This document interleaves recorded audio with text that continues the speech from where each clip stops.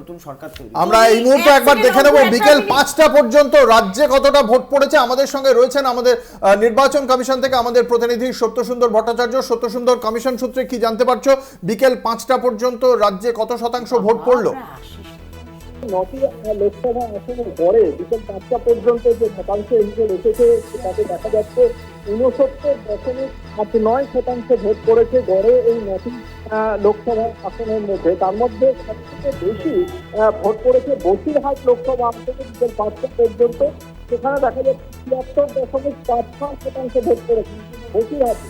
এছাড়া মথুরাপুরে রয়েছে 76% ভোট পড়েছে। অন্যান্য জায়গাতে ঘরে প্রায় 70% কাছাকাছি ভোট পড়েছে। এর পাশাপাশি দেখতে ব্যারাকপুরের নির্বাচন হচ্ছে বিধানসভা, এখানে কিন্তু ভোট পড়েছে 66.0%। এটা বিকেল 5টা পর্যন্ত হিসেব।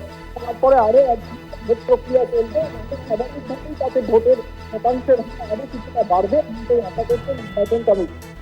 ধন্যবাদ। আমাদের সঙ্গে ছিলেন আমাদের প্রতিনিধি সত্যসুন্দর ভট্টাচার্য। আপনাদের জানিয়ে রাখি এই মুহূর্তে সার্বিক 9টি কেন্দ্রে গড়ে ভোট পড়েছে 69.89%, দমদমে 67.6, বারাসতে 71.8, বসিরহাটে 76.56, জয়নগরে 73.44, মথুরাপুরে 74.13, ডায়মন্ড হারবারে 72.87, যাদবপুরে 70.41, কলকাতা দক্ষিণে 60.88 এবং কলকাতা উত্তরে 59.23। কলকাতা উত্তরের ভোটের হার কিন্তু যথেষ্ট কম।